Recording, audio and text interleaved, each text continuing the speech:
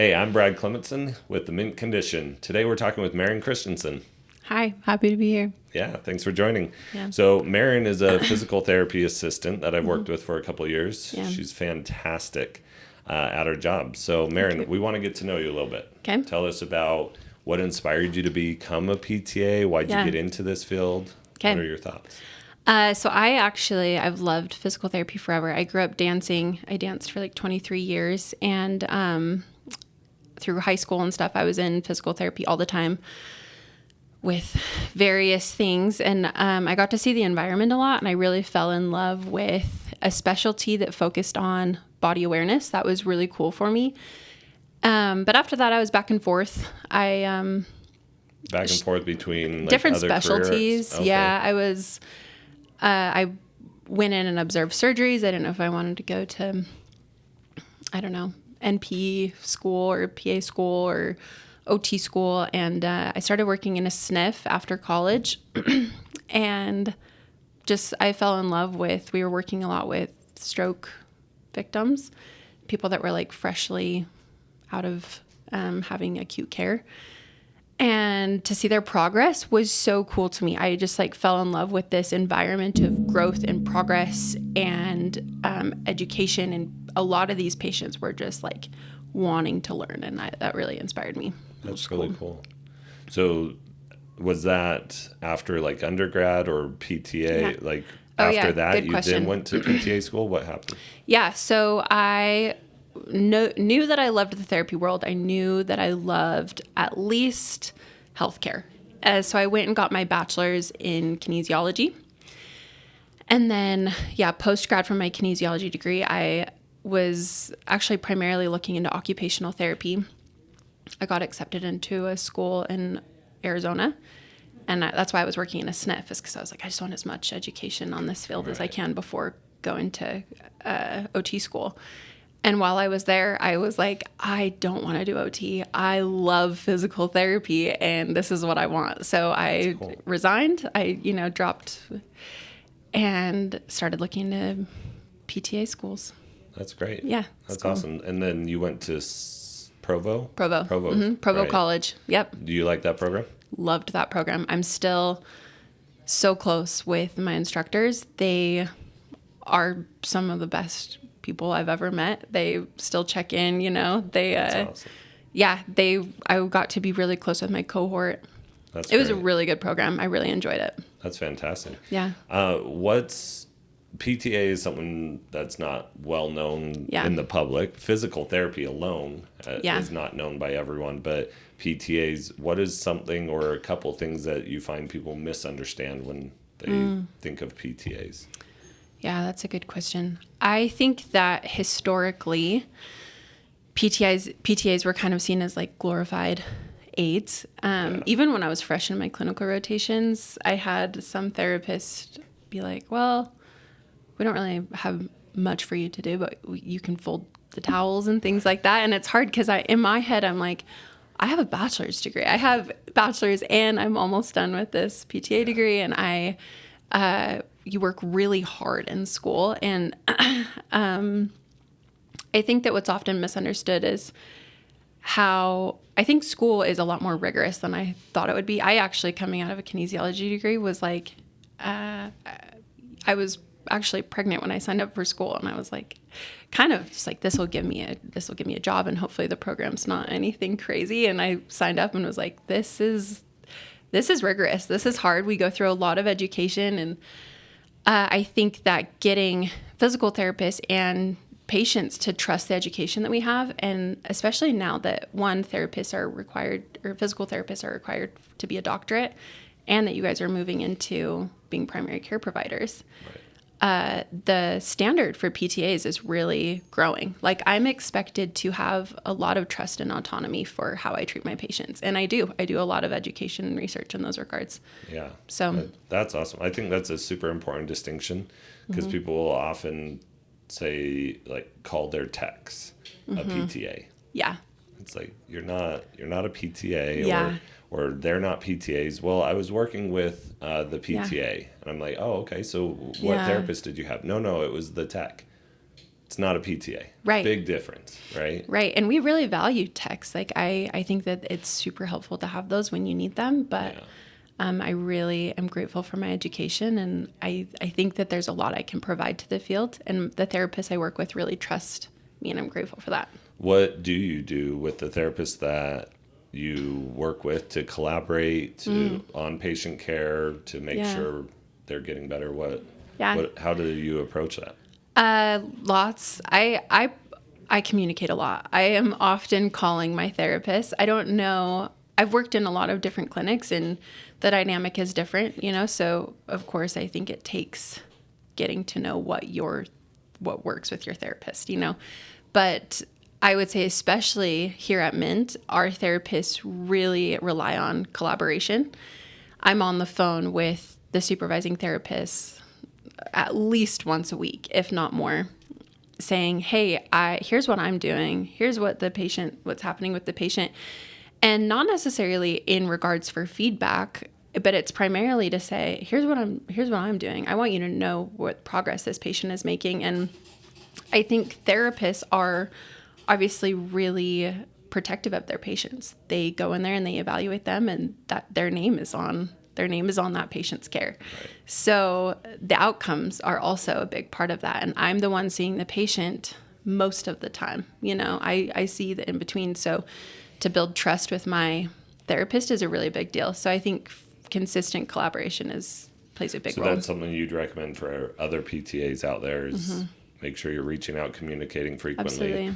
What can PTAs do? I'm just imagining worst case scenario. Yeah. If they're working with PTs who are like, stop bugging me, right? Like you said, a lot of PTs really care about their patients and are invested.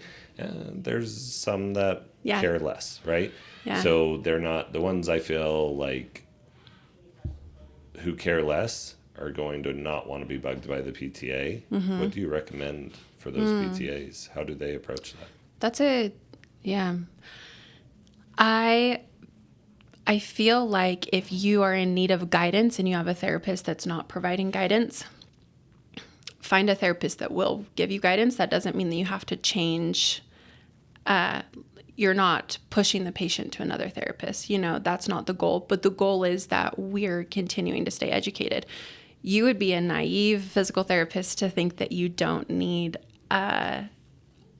input. I always say you don't know what you don't know, right? So the huge benefit of being in a clinic is you're working and you look next to you and another therapist is doing an exercise that you've, maybe haven't revisited in a while, you've never seen before, this new technique. That is the whole goal of what we're doing. If you're not seeing, growing, talking to other people, getting new ideas, there's no point in therapy, right? So it is an ever evolving field. So if you have a therapist that's not providing that for you, find someone that will. And you don't have to go with, I've been in situations where I keep it very vague. Hey, I've got a patient that has this condition. I'm getting these responses.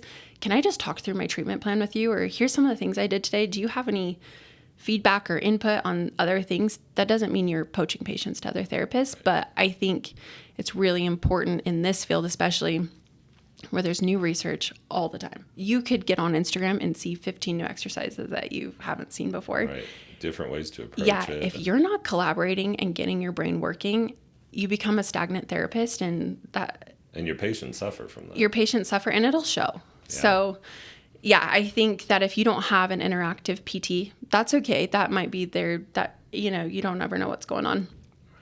But find someone who can be a leader to you or a guide and stick with that.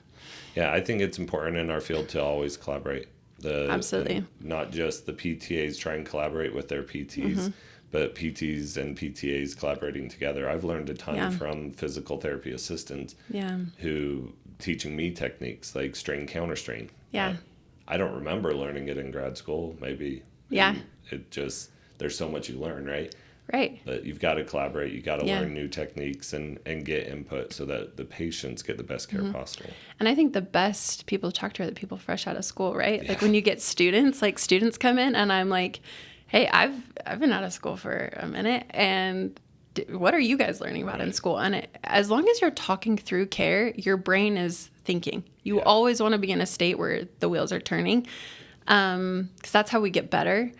And if you're not in an environment where your wheels are turning and you are collaborating, talking, you're interacting, you don't ever want to be the smartest one in the room. So find a new environment, right? Yeah, I like that. You don't want to be the smartest one in the room. Yeah. That's a good way to say it. While working at Mint, what are the types of injuries and patients that you get to see and work with? That's why I love motor vehicle accident. I was lucky enough to do a rotation with motor vehicle accident. Never had I thought. I know they don't even talk about it in school. It's not like a specialty that is educated on, that anyone is talking about. And I'd say the public doesn't know that physical therapists work with you after a car crash. So I was really lucky to get to do a clinical rotation in that, and I was so excited because you see a wide gambit of things that are pathologies, things that are going on, mechanisms of injury. Yeah. And also, going off of mechanisms of injury, there's often not times that you can identify what the mechanism of injury is, right? Like you could take a sports player, someone who's on the field, they tear a hamstring. We've got a protocol for that. Right. We've got ideas. You get rotator cuff tear. We've got ideas for that. But you get someone who's come in who, has been through a severe car wreck. Their sensory nervous system is heightened. Their body is out of whack. They are, often have concussions or frequent headaches. Their whole system is out of whack. And then they're like, I don't know what happened. Yeah. Something hit me. I have no idea. I can't even remember what went on. We get doctor's notes from right afterwards, but you're still not, you can't say like, oh, the head went this way and then this way. And then, that's why these are all coming together. You have to just get hands on the patient and say, here's what I'm feeling. Here's what's going on. Let's calm your nervous system down. Let's get your body re-regulated and let's identify pain sources. And it is going to be different in every single person that you see. And it provides a real ability to connect with patients and to, motivate them. And huge education opportunities for me because it's not like you see all different stuff. Right. Yeah. Yeah. You have to care more. Absolutely. Right? Yeah. And not dissing on anything else. Like I love working with people after a rotator cuff tear and helping them recover, hopefully avoid surgery. But with this, it's so traumatic. Yeah. Even people don't realize when you get hit by another car at 8 miles per hour, it's traumatic. Yeah. So then we work with people who were hit at 40 or 60 miles per hour. Yeah. And how traumatic it is for the body, not just the injuries, but the whole, I like what you were talking about, the whole cellular level. Mm-hmm. It affects your whole body down to a deep level. So we're trying to guide people back out of that. I would say a lot of my care comes down to like nervous system regulation. Yeah. It's not every patient, and of course it varies, but you get people that are coming out of a severely traumatic event. There's tons of studies that have been done that when your body is, when your nervous system is heightened and you're anxious and scared and you're going through PTSD stuff, that is not a state for healing in the body. And obviously as physical therapists, there's other specialties that can tackle that, but a big part of our job is to provide body awareness. Yep. To say, okay, how do we calm this down? Because pain is going to happen. That's our body telling us things are not okay. Yeah, things are not normal. Things are not good. But when, your body's all of a sudden anxious and hyper aware, it's going to send pain signals misregulated at times. Right. It's going to be like, things are not good. You just got hit by a car and everything's bad. I'm going to tell you you're in pain all the time till this gets figured out. So then the body can calm down with therapy, with guidance, right? And then what's that next step look like?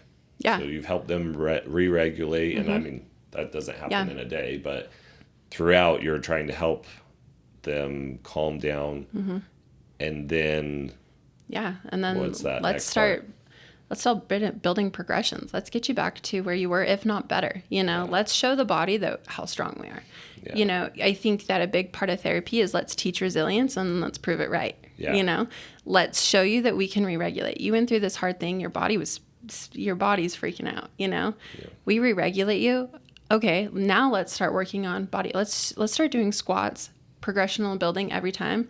Let's let you know exactly where your body's at and how to do it, so that you feel very safe in this structure that's housing you. And so, when we send patients out the door, we feel confident that person knows what's going on in their body, and we've been working on hard stuff. We've been building them. We've been showing them how strong they are.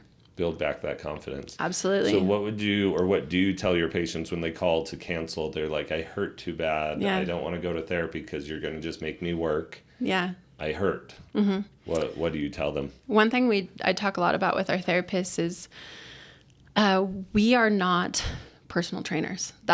We have personal trainers for that. Our job is not to be a trainer. So if I've got a patient on the phone and they're like, I'm hurting, I can't work today, I can't do that, I say, my job is pain. That's what I do. Come in. I am not here to make you feel worse. Right. I will make you feel uncomfortable sometimes. That is part of healing, unfortunately. But, my job is to help you. I think that historically the idea was that people come to therapy and it's like, okay, let's get you on an exercise regimen. Let's work you. Let's try all these different things. We're here to build muscle. Yep. And I think that's just a misconception in society, and that's not what we do. Our job is body awareness. Yeah. Our job is, let's do slow, controlled movements with intention. And if I'm flaring you up and you're leaving worse, then, let's reroute. Let's figure out what we're doing. And we have so many modalities with really good science, like evidence-based practice, that can allow us to reduce pain. So come in anyway. Anyway. Yeah. And, my job is, I'm on your team. That's my biggest thing. I'm on your team. I'm here. I am not here to tell you to work harder and be better. My job is to say, this sucks. Yeah. I'm so sorry. And I'm on your team to help you get better. I'm not working against you. I'm working with you. So you guide me a little bit. You tell me, hey, if this is too much, I'm listening. Right. Yeah, that's awesome. Yeah. What do you do in those cases? They hurt and you're like, come in anyway, I'll help you out. Yeah. What about when maybe they need a little help, a little motivation? It's not pain that's making them not come in. Like, I hurt too bad to come in, but what do you do to motivate your patients? Yeah. I think there is small elements of tough love, right? Like, we say it all the time at our clinic, like, we can't care more than they do, right. And oftentimes that is a good motivator for people, because there are times, I think, historically, you show up at a clinic and you say, my pain is yours, fix me. My pain is for you. I don't know what to do with this. I'm lost and confused. And I can provide guidance. Absolutely. I can provide empathy. I can provide guidance. I can provide structure, but I can't make you care more than I do. But when you decide to care, man, I'm on your team. Yeah. Like, I've got every resource. We've got multiple therapists in the building. We've got all these resources throughout the valley.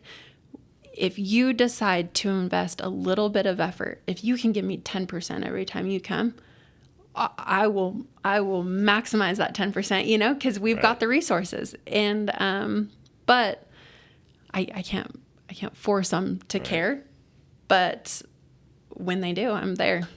Yeah. I love that. That partnership with the patient goes such a long way. Yeah. So what, just to give some other PTAs and even PTs some advice out there. Yeah. What resources do you use to continue your education? Other than the collaborating, which you've already talked about, what can we do to keep learning and growing and becoming better? I think, online, there's a ton of courses offered. Obviously, we're always seeking out continuing ed. Look up research. Like, if you've got a pathology in front of you, if there's something that I feel stumped on, I just Google it. Hey, research for this pathology. Let's see because ACL alone, you take ACL, that's changed how many times in 15 years, Like, it's always worth it's always worth looking up. It's always worth saying. Especially if it's been a couple of years. It's like, totally. Okay, you got to look this up. Absolutely. Like keep utilizing just the internet. You could get a whole college degree on your phone. Yeah, seriously. you could do anything you want right there on your phone. And if you're not utilizing that in treatment, the other part is like Instagram, TikTok. Those are ever-growing resources. I mean, we use it all the time in clinic for just like mobility stuff or like just little to look up different options. Yeah, and these are other physical therapists out there putting up absolutely. stuff. Right? I think you have to be careful. You Yeah, want to look at absolutely. What resource am I looking at here, but there's a lot of very educated PTs out there absolutely putting up stuff. Mike Reynolds has a lot of good stuff. Yeah. So yeah, there's some really good accounts out there, and just you're scrolling through. I have like a whole album saved of just like exercises to try, exercises to use. Keep a portfolio, but yeah, there's so much stuff out there. But you have to want to stay educated, right? And so keep looking stuff up. Yeah. Mm-hmm. Where do you see this field going in the next 5-10 years? Yeah. Or changing? I think, I don't know, there's a lot this could evolve into. I think we're really recent into this switch to primary care providers for physical therapists, but hopefully, it allows us to expand our field of treatment, that we can be more hands-on out there, that we can provide more resources. And not only that, it provides much better access to care. By the time you go, a person has pain, and when you have pain, it's really hard to be like, and I want to help myself. Right. When you're in pain, so then you go to the doctor, and then the doctor says, well, here's 3 more people that I want you to go see. And then you go to those 3 more people, and then you're exhausted because you've had an appointment every week and you're trying to go to work. And it takes time to get in. Absolutely. It's like, hey, it's a 3-month wait. Yeah. You're just suffering. Right. And so, not for us. We're not a 3-month wait. No. I meant when they're referred to an orthopedic surgeon, right? Or absolutely. Neurologists are a 6-month wait. Yeah. It's crazy. And so, it's discouraging. So by the time a patient gets to us, they're like, who knows if I want to do this? I don't know if I can show up to, they're like, this is a lot. It's chronic now, and it feels like a lost war already. Yeah. So when we're at a place where a patient says, I'm in pain, let me give this therapist a call. We can get in. And then the therapist, on musculoskeletal things and even other symptoms, we can say, oh, I have these resources, but here's what we can do for your primary cause. And I think that'll help immensely. Just by the time you get into a therapist, it helps a lot. And so hopefully it allows our field to expand. There's research growing on all these different modalities, which is really fun. So hopefully, as things grow, we can continue to get access to those. Physical therapist assistants can continue to grow in their field. Right. I do, like I said earlier, like the expectation of what a physical therapist assistant can do is expanding. There's a lot of trust and autonomy there. And I do think people are starting to see that a lot more. So I think the bar is just growing. Yeah. I love that you brought up the primary care provider stuff, because that's so new, and I'm hoping it lets us be on that front line so people can get access to that faster, right? Yeah. Like my mom's a nurse practitioner, and when I was in PT school or just coming out of PT school, she was like, well, how do I refer them to a physical therapist when she didn't know what was wrong yet? She's like, I got to order some MRIs. I got to figure out what's wrong. Yeah. And that just shows how much the profession has grown just since I graduated. Absolutely. That I educated my mom on that, and she's done fantastic. She's helped so many people. But a lot of medical providers out there, it's less and less often that they think, I have to know what's wrong. The PT doesn't know. They're just a personal trainer. Like, we're doctorally trained, right? Yeah. We can get them to come into physical therapy on that front line and work with us faster. We've got the answers. Absolutely. We can figure out what's wrong. Not order an MRI if it's not necessary, right? Just hoping to figure out what's wrong. We can figure it out without that. And I'm I think really even excited for that. Historically, I've even reading through some doctor's orders, I've had doctors write out like exercise prescriptions, like in pretty detailed, like 5 days a week, beginning this many minutes, and you should be doing these activities, which is awesome. I love that doctors are advocating for movement. Right. But it's also like we've this is our job, is to like hone in on exactly what they need and what they want. And I think that providers are starting to trust us more with that. Yeah, the ones who do a great job with having this full robust program, it's fantastic. But even they will tell you this is cookie cutter. Yeah. Because the fact they put in that much time is awesome. Absolutely. But they can't individualize it, right? Yeah. And that doesn't overcompensate for therapy. Yeah, exactly. But if that's all you need, great. For sure. Because there are times where you don't need therapists, right? Absolutely. I love that you said that. But when people do need it and they're just given a sheet, do this at home, they suffer, right? Absolutely. The biggest example is like a total knee replacement. Yes. And they end up getting a manipulation under anesthesia because they didn't get the support along the way to fully recover. And the fear gets in the way. Like I was just working on a patient yesterday and they said, this hurts. And I said, that's okay. I'm here to let you know this pain that you're feeling is a safe pain. Because it is scary. It is. You have an injury, and a lot of people that, have fractured their hip or something like that, they're like, oh, when I did this thing, that's what fractured. I've had a patient just recently, like, can I overwalk on this? Am I going to break it again? And, you have to be the one to be like, I can tell you that you can trust me and you're going to be okay, Because without that knowledge, that prior experience, they've never broken their hip and had to get back to walking. It's like, I just won't walk again. Yeah, right. Solved. And it's done.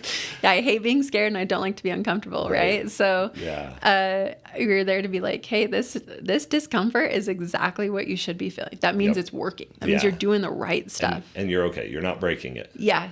Yeah. That's one of my favorite parts, is letting people know, yes, you're okay. Yeah. Like, this hurts when I do this. Okay, that's good. Awesome. You're good. Yeah, then we're doing the right thing. That's what I always say. People are like, this is really hurting me. I'm like, nice. And we're doing the right stuff. And we're targeting the right area, And of course, there's parameters, and that's what we're there for. We teach them parameters of pain. And there is still bad pain. Absolutely. But that's what we can help them find that answer. Yeah. Yeah. You mentioned a bunch of modalities, right? What's your favorite modality? Oh, I love manual and I love cupping. I'm a huge advocate and proponent for cupping. Okay. I'm obviously in the clinic, I'm a big proponent for manual therapy. You can decide how modality based that is, but I think almost all my patients, unless they're having like adverse reactions, like I put cups on them at the end. We do ISTM in the clinic a lot. I love that. There's really good research behind ISTM and cupping, but you expand that if we had the resources, like ice baths, red light therapy. There's some really good sauna, infrared sauna. Those types of modalities are super helpful. Obviously, the access to it is a little trickier. Depends on where you're at. But I think in clinic, hands-on modalities, those are definitely my favorite. There's really good research behind it. Yeah, I have a shoulder injury I'm dealing with right now.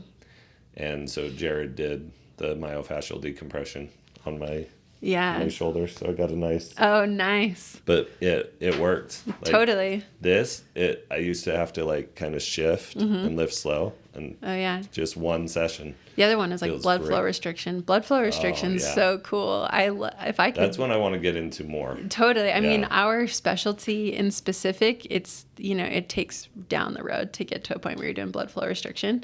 Yep. But if you're in like primarily ortho outpatient, that is the coolest modality to be a part of. And patients after surgery, you can move and you're watching it improve people, which is cool. Yeah. That's a big one. If you have a surgery, a total knee replacement, an ACL, get going on blood flow. Yeah. Like find a PT who has that, provides that. Absolutely. Yeah. I'm a big fan of awesome. that. So tell me about auto accidents. What would you want other medical providers to know about physical therapy? Chiropractors, MDs, surgeons, lawyers. What do you want them to know about getting us involved? I think that having physical therapy on board is super important, you want hands on deck. We are not the ones to walk in and say, we know everything. I think I always say, like, my care is not the best and only care that you need, but my lens is only through physical therapy. Like my lens is primarily going to be through body awareness, body mechanics, structures.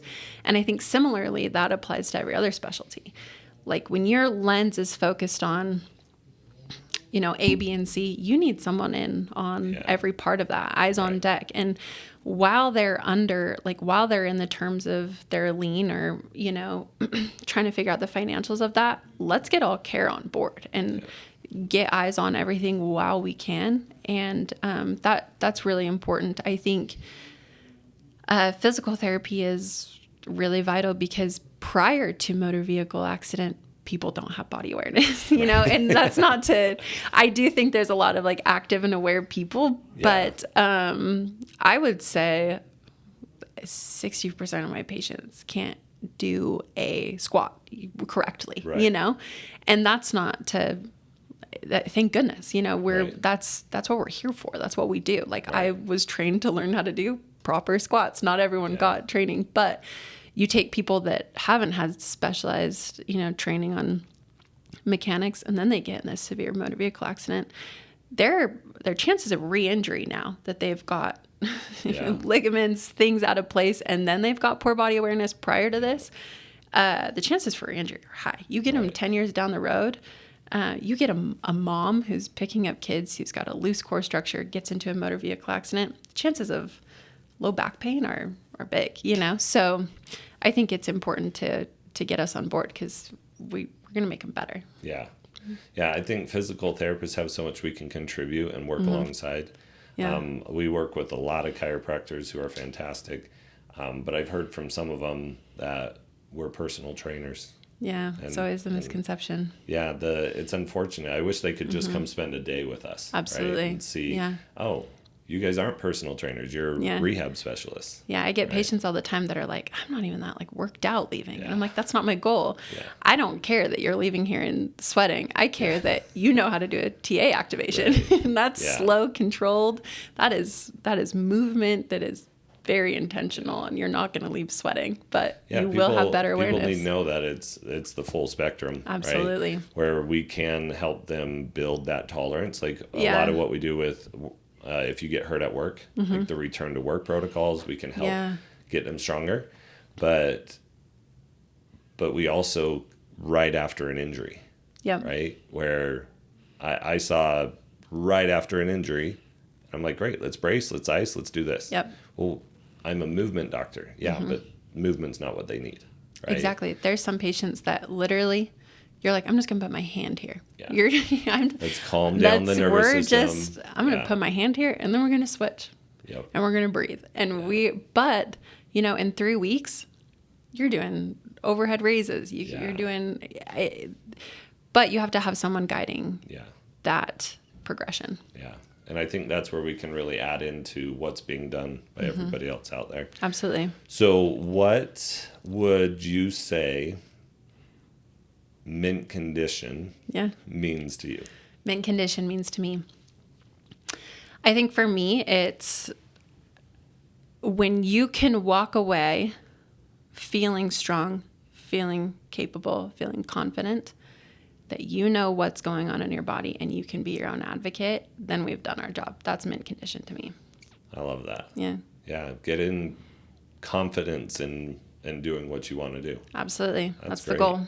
So let's let everybody know just a little bit more about you. Oh, okay. Okay. Because we've talked a lot about clinical stuff. What do you use to decompress and release that stress? Like at the end of the day? Yeah. Ooh, I will usually, if it's nice out, I've got a 3-year-old, so we're usually going on a walk. If I'm lucky, I get to go to the gym at the end of the day. That's usually like a run. That's usually how I can hone in, decompress. So you live it, right? Like totally. That's something that I feel like a lot of people have a hard time with, is working with a healthcare provider who's out there smoking, right? Yeah. Or working with a physical therapist who is not putting in that I'm time. a firm believer that if you're overloaded, overwhelmed, you're not going to get worse by drinking water, eating good food, and taking a walk. Like, you're never going to get in a worse place. Great. Yeah. That's awesome. Yeah. So what would you tell everybody listening when they're like, man, Maryn's amazing, I need to work with her? How do they reach out and come work with you? Call the office. Talk to Brenda. Okay. Get on the schedule. Say, I Get want on Maryn. my schedule. Yeah. It's so fun when I have patients that are like, I want to work with Maryn. Yeah. I love my patients. I get close with the people I get to work with. You know, we get to be, we're on the same team. So call the office, get on my schedule, ask for Maryn. I love it. That's my favorite. Cool. I appreciate that. Yeah, well, for sure. I appreciate you taking the time, come on and share so that more people can understand what is a PTA. For sure. And the value that you can bring. Absolutely. Yeah. Well, thanks for having me. I really appreciate it. Of course. Yeah.